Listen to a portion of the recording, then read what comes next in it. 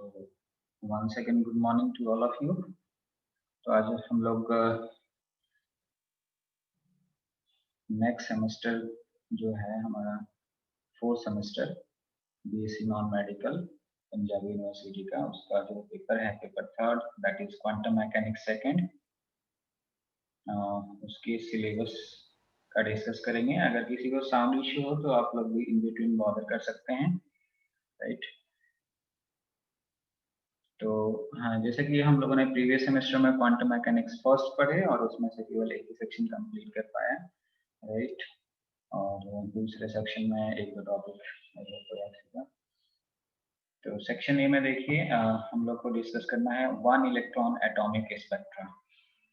1 electron atomic spectra.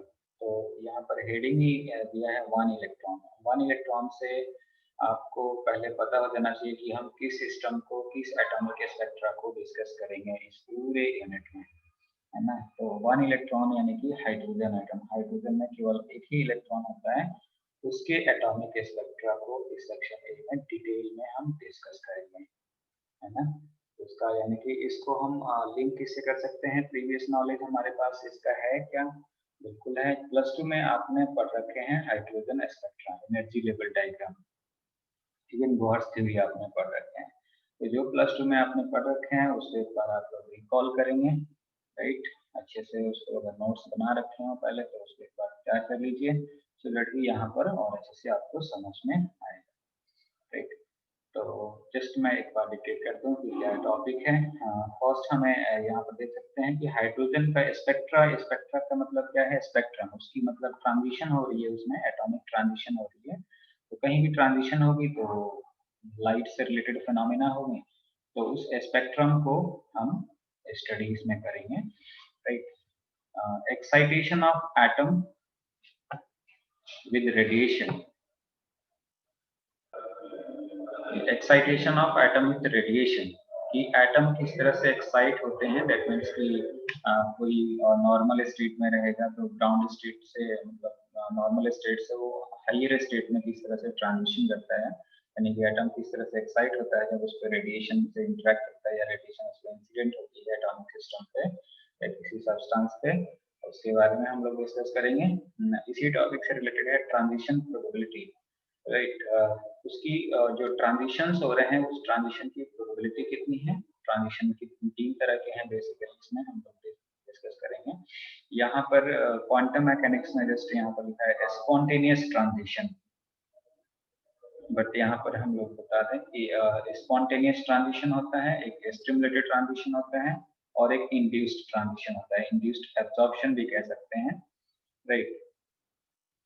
तो transition 3 तरह से, यानी कि ग्राउंड स्टेट से एक्साइटेड स्टेट में और एक्साइटेड से ग्राउंड में। तो एक्साइटेड से ग्राउंड में 2 तरह के हो सकता है, जिनकी एक स्पॉन्टेनियस होता है और एक स्टिमुलेटेड होता है। ये जो मैं 3 टर्म बोल रहा हूँ उसको बहुत डिटेल में हम इवन लेजर में, ऑप्टिक्स में भी डिस्कस करेंगे। तो आज जो हम लोग टॉपिक डिस्कस करेंगे उसकी इम्पोर्टेंस जो ऑप्टिक्स है, ऑप्टिक्स एंड लेजर, उसमें भी है। तो बहुत ही अच्छे से इसको ध्यान से समझेंगे। सिलेक्शन रूल्स, किस तरह से ट्रांजिशंस, कौन सा पॉसिबल है कौन सा पॉसिबल नहीं है, वो सिलेक्शन रूल्स डिफाइन करता है। उसकी लाइफ टाइम क्या है, एटम्स अगर ग्राउंड स्टेट से एक्साइटेड स्टेट में ट्रांजिशन करता है तो उसकी लाइफ टाइम कितनी हो सकती है एक्साइटेड स्टेट में, उसके बारे में डिस्कस करेंगे, right. Spectrum of hydrogen atom, देखिए हाइड्रोजन एटम यानी कि 1 इलेक्ट्रॉन एटम है, राइट। 1 इलेक्ट्रॉन एटम क्या है, उसकी जो एग्जांपल है 1 electron atom that is hydrogen, और उसका हम एटॉमिक स्पेक्ट्रम की डिस्कशन इसमें करेंगे, राइट। फ्रैंक-हर्ट्ज एक्सपेरिमेंट है, line structure, normal Zeeman effect. अब ये मेन टॉपिक जो आपके ग्रेजुएशन लेवल का है ये स्टार्ट हो जाएंगे। Frank-hertz experiment, line structure, normal Zeeman effect, electron spin, Stern-Gerlach experiment, spin orbit coupling, right। Electron magnetic moment, spin orbit coupling से ही रिलेटेड है कि इलेक्ट्रॉन एक तो ऑर्बिट में मोशन करता है और साथ ही साथ वो स्पिन करता है, तो उसकी मैग्नेटिक मोमेंट 2 होते हैं, एक स्पिन और एक orbital moment, right. Magnetic moment, तो electron magnetic moment and total angular momentum, right, यानी कि स्पिन प्लस एंगुलर मोमेंटम।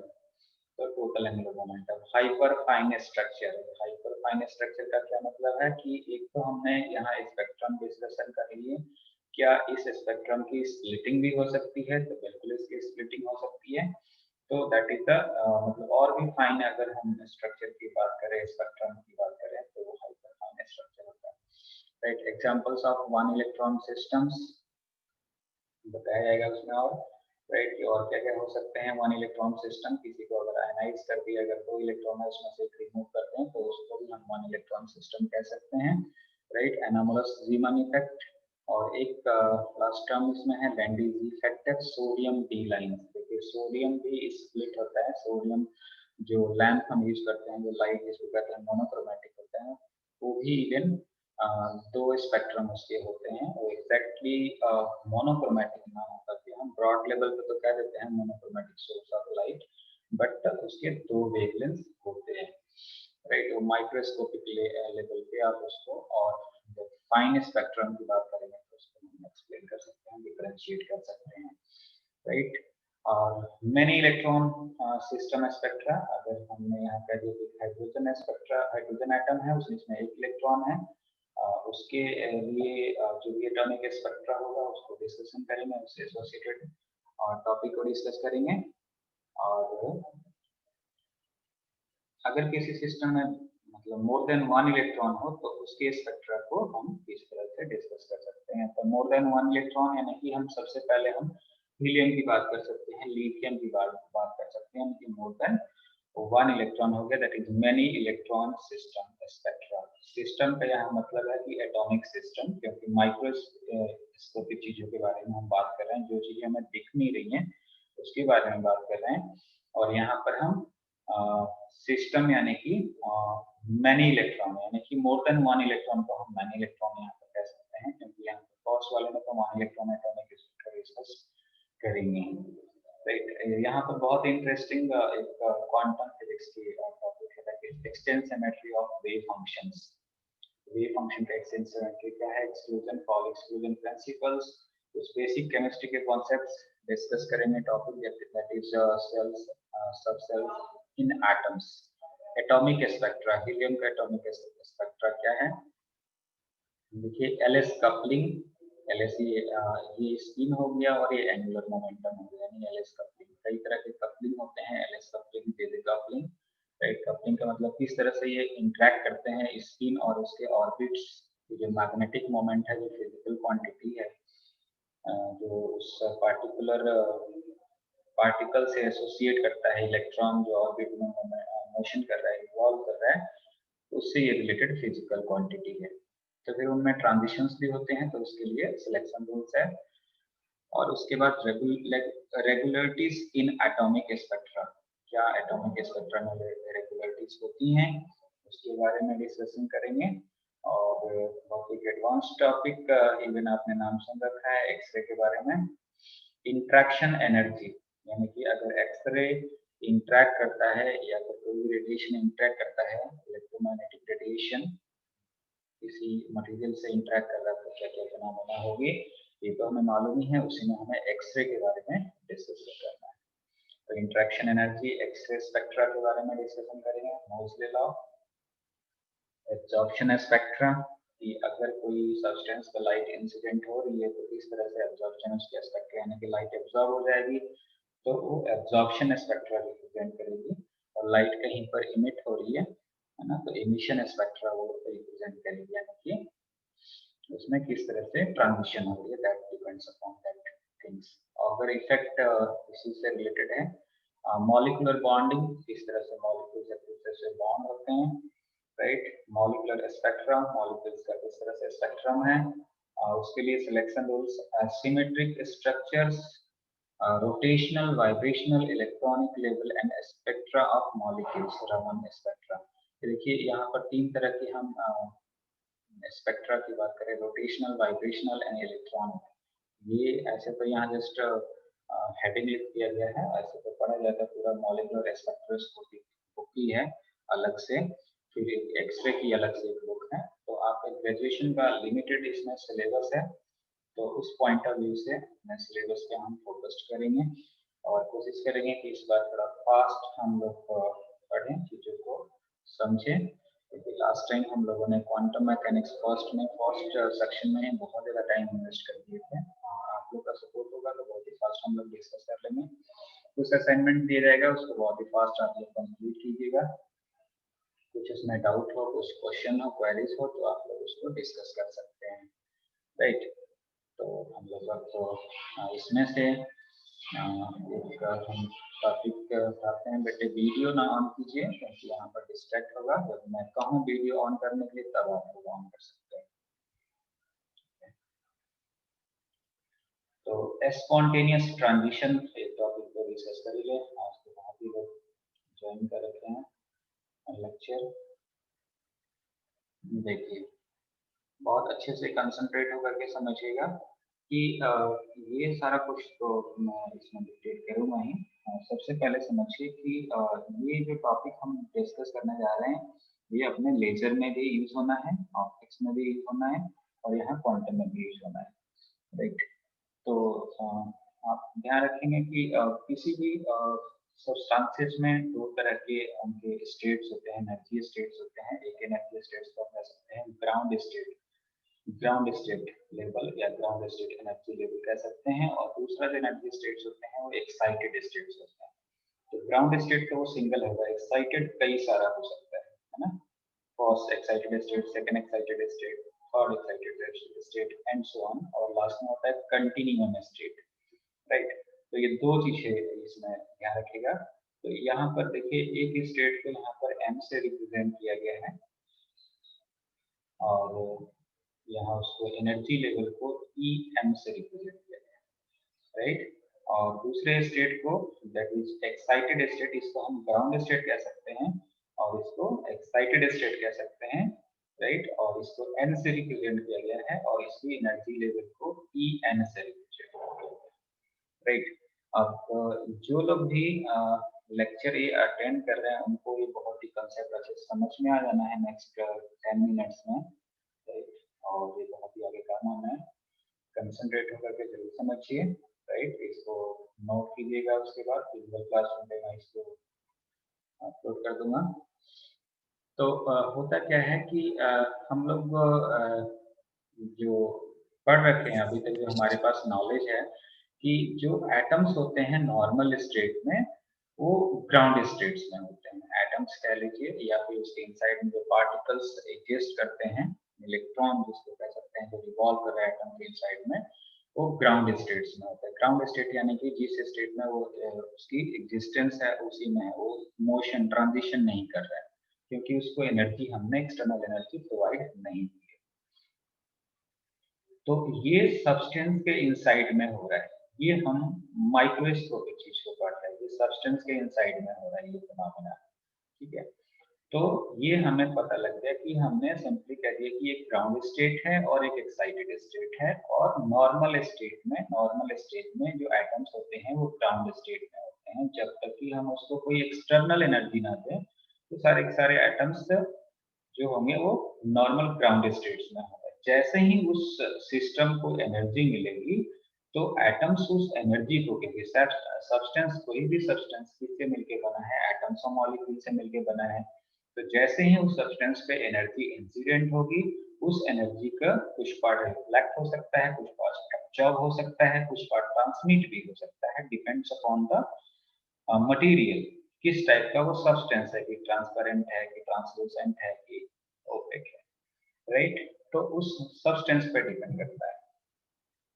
तो यहाँ पर जस्ट मैं ब्रीफ ही बता रहा हूँ, ये अभी डिक्टेट नहीं करने जा रहा हूँ, जो भी लिखा है कि जब यहाँ पर नॉर्मल स्टेट में एटम है तो उसके अगर कोई लाइट यानी कि एनर्जी यानी कि फोटॉन्स अगर हमने इंसिडेंट करा है उस एटॉमिक सिस्टम पे जो ग्राउंड स्टेट में है, राइट। तो उस एनर्जी को क्या करेगा, वो पार्टिकल्स और एटम्स एब्जॉर्ब करेगा, और उसके पास एब्जॉर्ब कर लिया यानी कि एनर्जी तो पहले से ज्यादा हो गई, तो अब उस एनर्जी स्टेट में तो स्टे कर नहीं सकता है, तो ये क्या करेगा, वहां से वो पार्टिकल या फिर एटॉमिक सिस्टम वो जंप कर जाएगा यानी कि ट्रांजिशन कर जाएगा, है ना।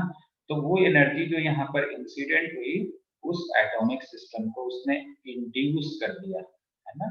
that is called induced absorption.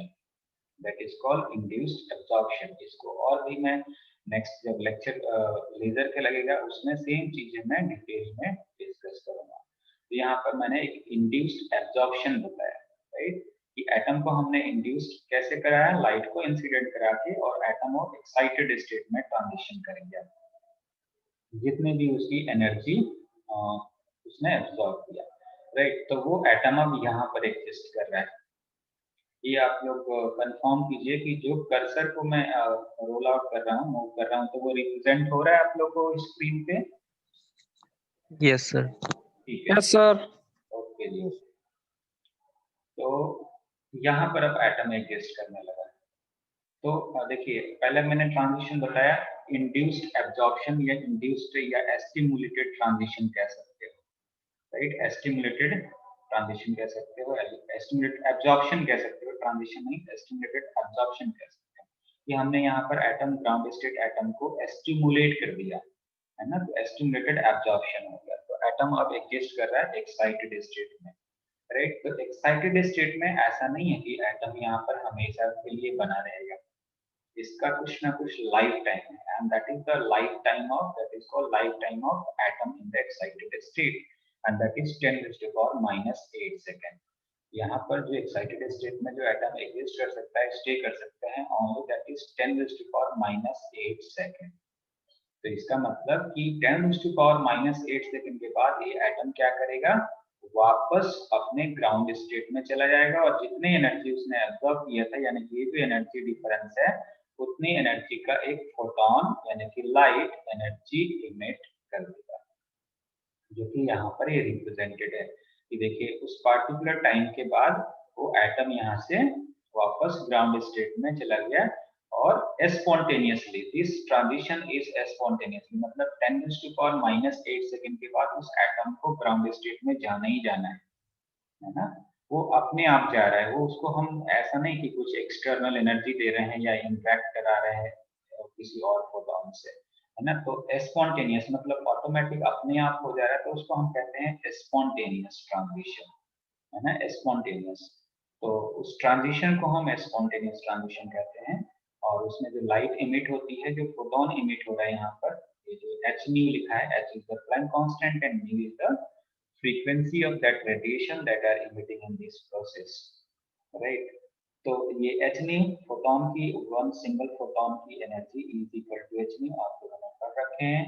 h की वैल्यू आपको मालूम है 6.67 into 10⁻34 जूल सेकेंड, राइट। तो यहाँ पर जो ये पार्टिकल ट्रांजिशन किया एक्साइटेड स्टेट से ग्राउंड स्टेट में, जो ट्रांजिशन किया, that is called spontaneous transition. और इसमें जो फोटोन यानी एनर्जी इमिट हुआ, that is called spontaneous emission of radiation. इसमें स्पॉन्टेनियसली रेडिएशन इमिट हो रहा है, that's why it is called spontaneous emission of radiation, right. तो ये तीन चीजें इसमें हम लोगों ने, दो चीजें डिस्कस कर ली, एक तो इंड्यूस्ड एब्जॉर्प्शन और स्टिमुलेटेड एब्जॉर्प्शन, और दूसरा कह दिया हमने स्पॉन्टेनियस इमिशन और स्पॉन्टेनियस ट्रांजिशन, राइट। पहले वाले को आप इंड्यूस्ड ट्रांजिशन भी कह सकते हैं, राइट। और एक जो थर्ड होता है, that is called stimulated emission. Stimulated emission laser वाले पोर्शन में, स्टिमुलेटेड इमिशन की वजह से ही लेजर जो लाइट है, लेजर यानी कि LASER, light amplification by stimulated emission of radiation. Laser का जो फुल फॉर्म है, यानी कि लाइट को हम एम्प्लीफाई कर सकते हैं by the help of stimulated emission, right. जो थर्ड जो यहाँ पर क्वांटम ट्रांजिशन होगा, that is called stimulated emission. तो स्टिमुलेटेड का है कि जैसे कि मैंने कहा कि एक्साइटेड स्टेट कई सारे होते हैं, तो इन बिटवीन एक स्टेट्स होते हैं, that is called metastable state, right. इस एक्साइटेड स्टेट और ग्राउंड स्टेट के पहले मतलब एक्साइटेड स्टेट के जस्ट बिलो एक नेक्स्ट स्टेट होता है, energy state, that is called metastable state. तो उसकी जो लाइफ टाइम होती है वो 10,000 टाइम्स ज्यादा होता है उससे एक्साइटेड स्टेट। तो एटॉमिक सिस्टम प्रेफर करता है कि यहाँ से एक्साइटेड स्टेट से ट्रांजिशन करके non radiative transition, non radiative यानी कि उसमें रेडिएशन नहीं होगा ट्रांजिशन में, वो एक मेटास्टेबल स्टेट में ट्रांजिशन कर जाता है, और मेटास्टेबल स्टेट से फिर कह लीजिए कि अगर कोई मान लीजिए कि एक्साइटेड स्टेट से एटम कोई स्पॉन्टेनियसली डिके हुआ, वो फोटोन एमिट करेगा, उस फोटोन से जो मेटास्टेबल स्टेट में जो एटॉमिक सिस्टम है उससे इंटरेक्ट करके उसको स्टिमुलेट करके वापस वो फोटॉन्स इमिट कर देगा। तो उस केसेस में बहुत ही बंच में पैकेट ऑफ एनर्जी यानी कि फोटॉन्स इमिट होता है, जिसकी आप कहते हो कि लेजर लाइट है उसकी इंटेंसिटी ज्यादा है, वो कोहेरेंट होते हैं, राइट। तो इसको और डिटेल में हम लेजर में डिस्कस करेंगे स्टिमुलेटेड एमिशन को, राइट। तो विद इन अ मिनट ये लेक्चर डिस्कनेक्ट हो जाएगा, राइट। तो इसको एक बार आप लोग चेकआउट कीजिएगा कि स्पॉन्टेनियस एमिशन ऑफ रेडिएशन और स्पॉन्टेनियस ट्रांजिशन क्या होता है, इंड्यूस्ड एब्जॉर्प्शन क्या होता है, स्टिमुलेटेड एमिशन क्या होता है, राइट। इसको एक बार पढ़ लीजिएगा। इसको आप चाहे तो स्क्रीनशॉट ले सकते हैं, ऐसे तो मैं गूगल क्लासरूम पे पूरी पीडीएफ अपलोड कर दूंगा, 4 पेजेस के हैं, राइट।